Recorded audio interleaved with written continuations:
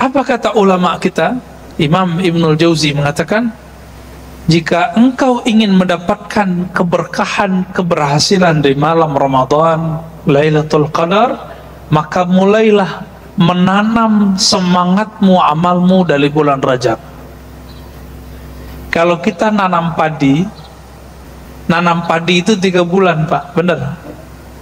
Ditanam hari ini, setelah 1 bulan dia tumbuh, tapi juga tumbuh rumput bersamanya, maka kita bersihkan. Kata Imam Ibnul Jauzi, maka ulama salafus saleh dulu di bulan Rajab mereka mulai qiyamul lail, dicoba 11 rakaat, 20 rakaat setiap malam. Kadang kuat, kadang tidak, kadang kuat, kadang tidak. Dimasuk bulan Sya'ban, capeknya hilang. Jadi kalau udah masuk bulan Sya'ban, capeknya hilang. Apa yang harus dibersihkan? Kekurang-kurangannya dihilangkan. Ini yang disebut di bulan Sya'ban cukup merapikan apa yang sudah ditanam. Nanti di bulan Ramadan cukup memetik hasil. Karena kami punya rumus, Pak.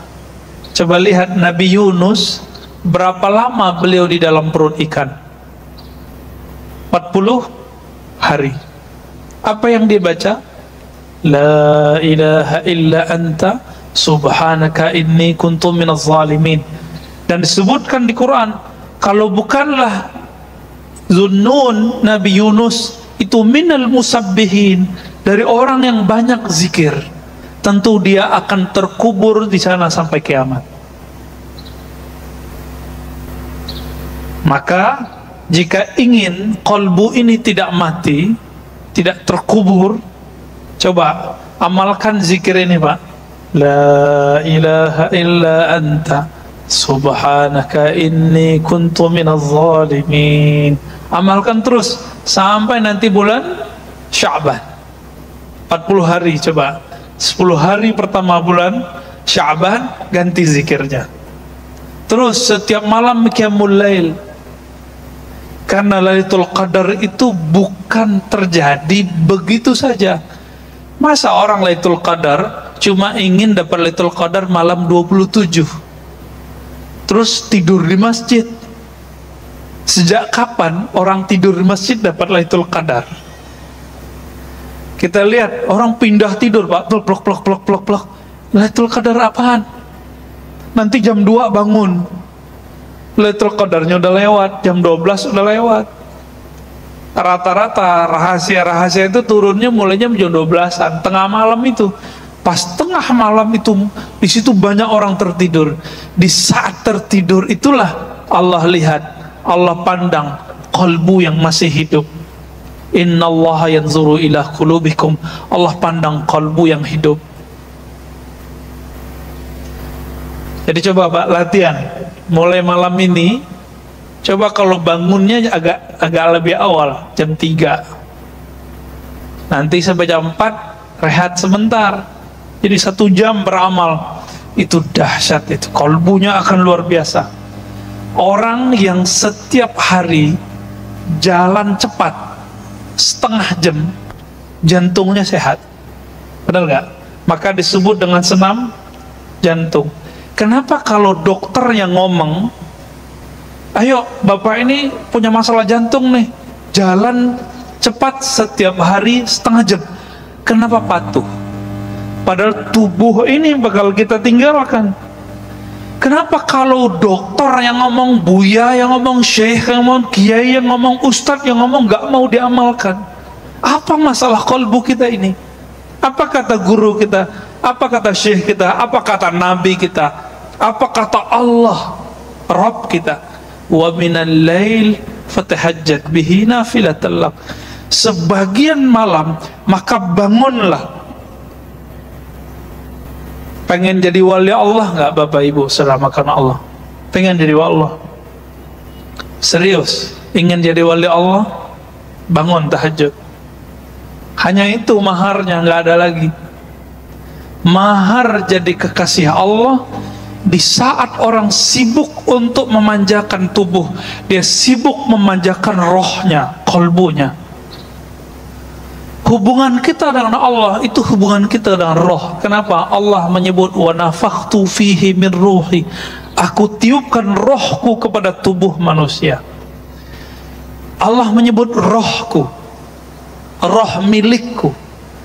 Oleh karena itu, ketika orang meninggal yang dibaca innalillah, itu sebenarnya kebahagiaan bagi roh orang mukmin. Kenapa? Dia pulang kampung. Saya mau tanya Pak, yang orang yang bukan orang sini senang nggak pulang kampung?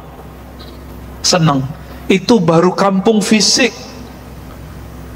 Betapa indahnya dan nikmatnya, merindukannya si kolbu itu pulang kepada yang punya kolbu. Roh itu pulang kepada yang punya roh. Tapi bapak ini mau pulang kampung, nggak pernah kirim bantuan untuk masjid kampung, nggak pernah kirim duit untuk orang tua di kampung, nggak pernah bantu saudara di kampung, nggak pernah nyapa orang kampung, nggak punya rumah lagi di kampung, berani nggak pulang? Nggak berani pulang. Maka meskipun kita lagi merantau di dunia ini tubuh milik bumi Pak, ini bumi yang punya, bukan tubuh rohani ini. Kita rohnya lagi merantau di sini, maka rajin-rajin nabung. Ini hadis terakhir yang saya mau baca. Salat syuruknya boleh ditunda ya. Apa kata Nabi dalam hadis sahih riwayat Imam Tirmizi? Laqitu Ibrahim lailatan usriyabi. Aku bertemu Nabiullah Ibrahim pada malam aku dimi'rajkan, diisrakan. Di mana itu? Di langit ketujuh. Jadi Nabi Muhammad ketemu Nabi Ibrahim di langit ketujuh, karena langit itu tempat tinggalnya roh-roh suci, bukan tempat Allah. Tempat tinggalnya roh-roh suci. Hadis sahih Imam Bukhari. Di sini hadis riwayat Imam Tirmizi. Lalu Nabi Ibrahim mengatakan, ya Muhammad, ini kabar gembira buat kita. Ya Muhammad, aqri minni assalam ala ummatik. Tolong sampaikan salamku, rinduku, doaku untuk umatmu. Saya mau tanya Bapak Ibu, saudara-saudara, karena Allah, kita ini umat Nabi Muhammad bukan? Maka siapapun umat Nabi Muhammad, dia telah dapat salam ini. Itulah rahasianya kenapa kita harus berbalas, dan akhirnya diabadikan salawatnya kita kepada Nabi Muhammad. Itu disebutkan seperti salawat ke Nabi Ibrahim. Allahumma salli ala Muhammad wa ala ali Muhammad kama sallaita ala Ibrahim wa ala ali Ibrahim. Itu hadisnya. Boleh pakai Sayyidina, boleh tidak ya. Ya Allah, berikan salawat sayangmu kepada Nabi Muhammad sebagaimana engkau pernah tumpah ruahkan kepada Nabi Ibrahim.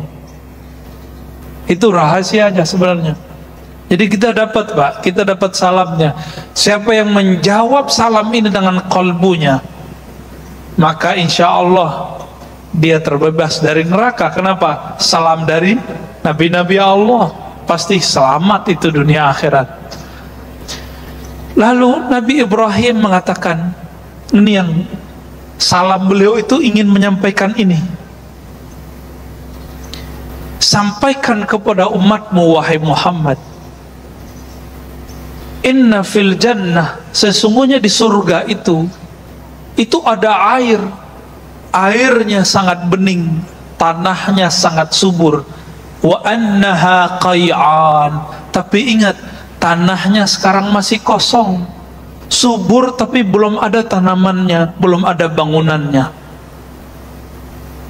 Berarti surga itu hamparan luas aja hari ini, dan kita belum punya istana di situ, belum punya kapling-kapling di situ. Apa kata Nabi Ibrahim alaihi salatu wassalam? Wa anna gharsaha, sesungguhnya tanamannya, aset-asetnya, kapling-kaplingnya, pondasi-pondasinya ada pada 4 kalimat yang sudah kita hafal dari kecil. Subhanallah walhamdulillah wa la ilaha illallah wallahu akbar. Disebut dengan tanaman surga. Di hadis Imam Bukhari, Nabi berkata ke Abu Musa al-Asy'ari, ala adulluka ala kanzin min kunuzil jannah, maukah kamu aku tunjukkan investasi surga, kanzun. Apa itu? La haula wala quwwata illa billahil azim. Maka ulama kita gabungkan hadis yang terpisah ini. Himbauan saya cuma satu, Pak, supaya salam ini terjawab. Salam Nabi Ibrahim ini terjawab. Coba kalau pagi jangan lupa zikir subhanallah walhamdulillah wa la ilaha illallah wallahu akbar wa la hawla wa la quwwata illa billahil azim 100 kali. Sore 100 kali. Terus begitu sampai kita mati. Berarti kita telah membangun, telah investasi di surga. Ingat kalian hadisnya tadi, wa annaha qay'an, bahwasannya surga itu tanahnya sangat luas, sangat subur, tapi tidak ada tumbuhannya. Kalau ingin bangun istana cuma 2 caranya. Sedekah, salat 12 rakaat.